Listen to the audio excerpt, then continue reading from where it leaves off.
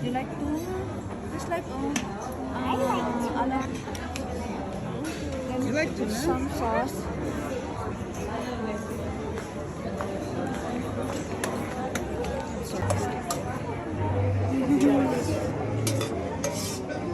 It's weird being here again. Yes.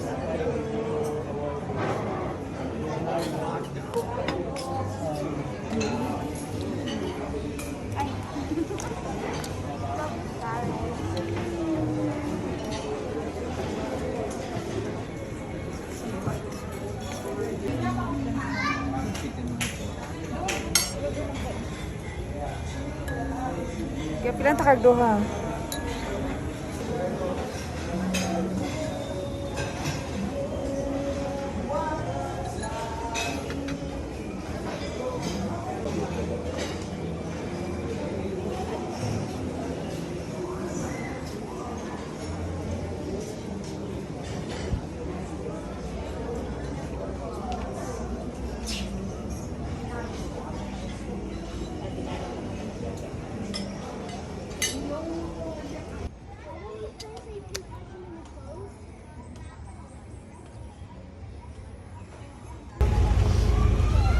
Okay, so hi, good afternoon. So welcome to Eden, Babuhay and Madayaw.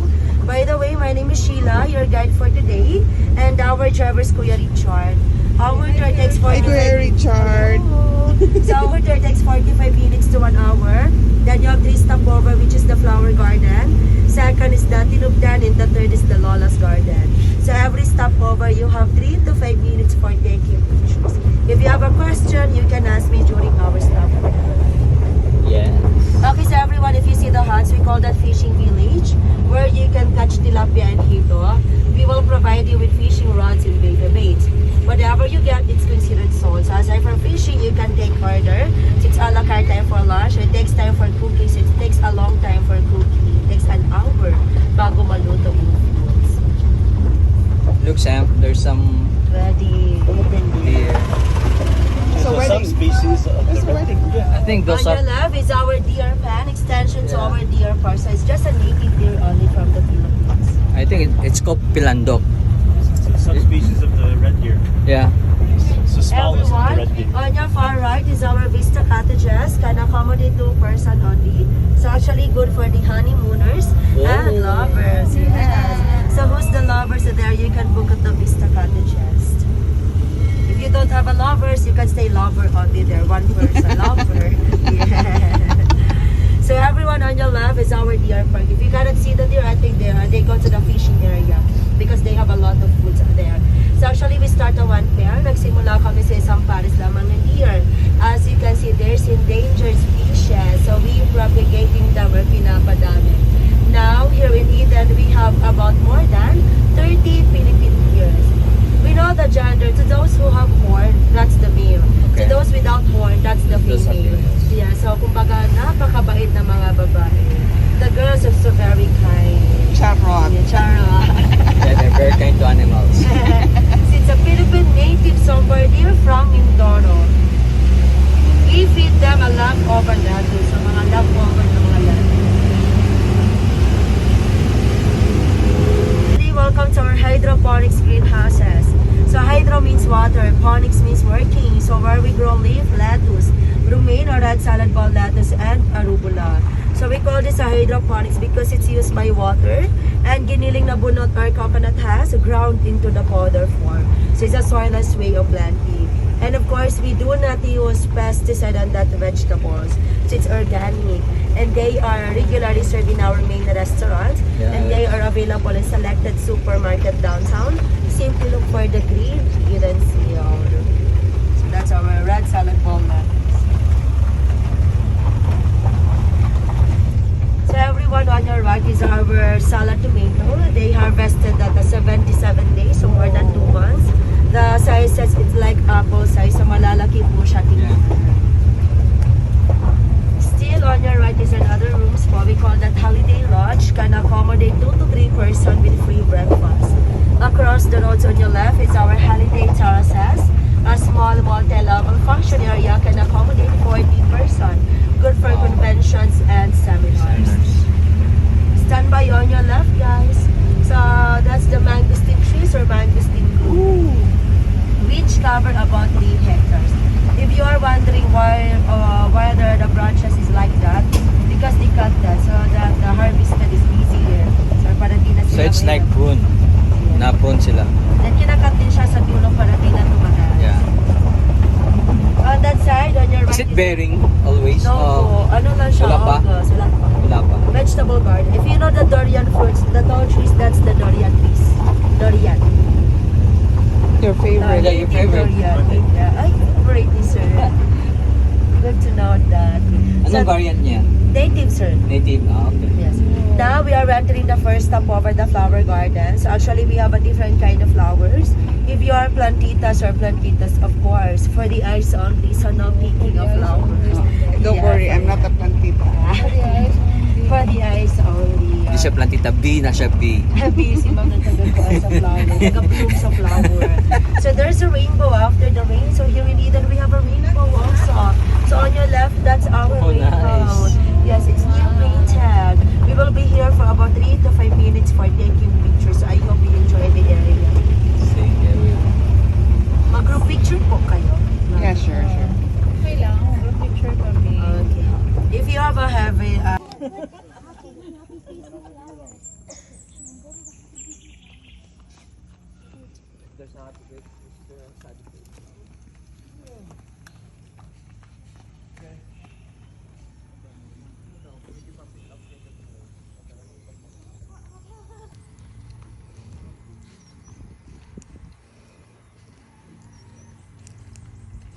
Cactus.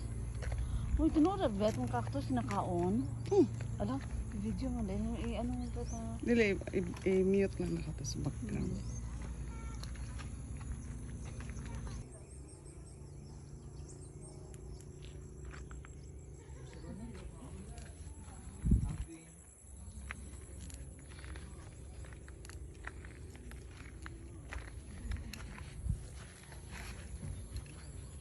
Flower, the red flower. The name of that is Heliconia, family of birds of paradise. Yeah. But in Bisaya, we call that saging-saging because the leaf it look like a banana. Saging. Yes.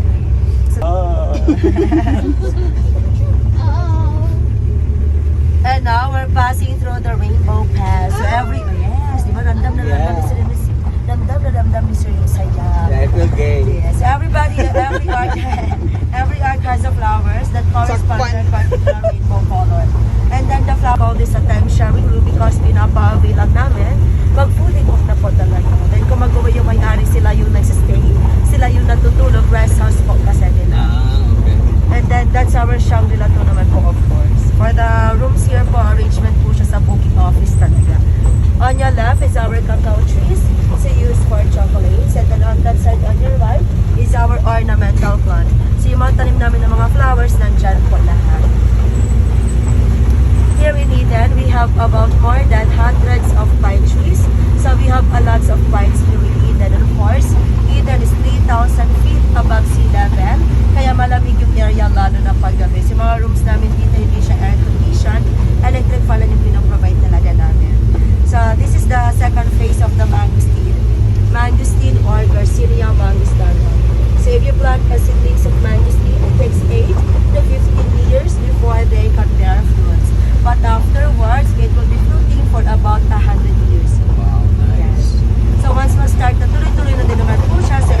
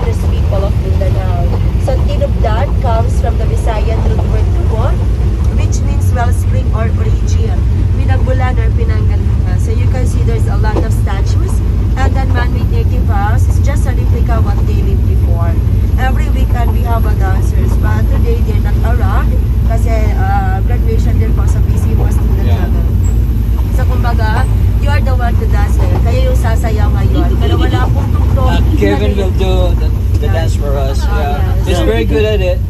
It's This, just an easy stepping stone. Nothing to worry about. Okay, so yeah, another you thing didn't have to be a professional. Mommy, there's something gross up here. Look, Mommy, there's a Q-tip. I think you're fine.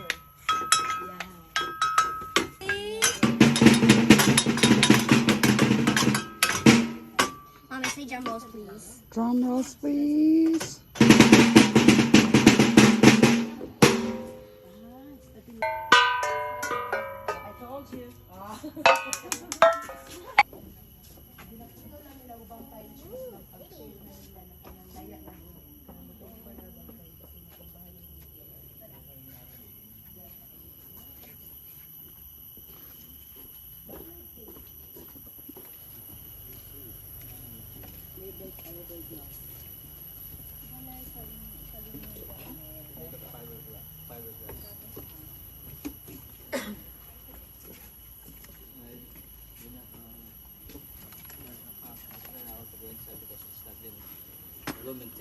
Okay, let's go. Let's take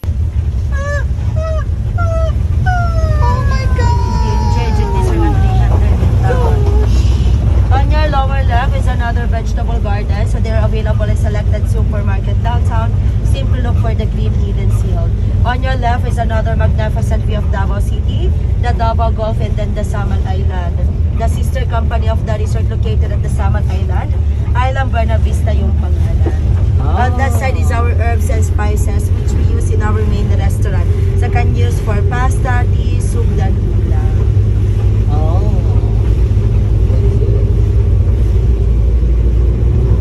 So here in Eden, we have a yellow dragon fruits.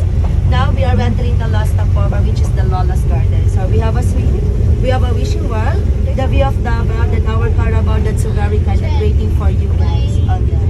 Yes. By the way, our wishing well is credit card, so you just drop your cards. And yeah. With yours. Yeah, the one he has not. Kids, let's take pictures here first. Okay, voice. Come on. Oh, close your eyes. I refuse. Wow. You don't pay me enough. Yay! I refuse.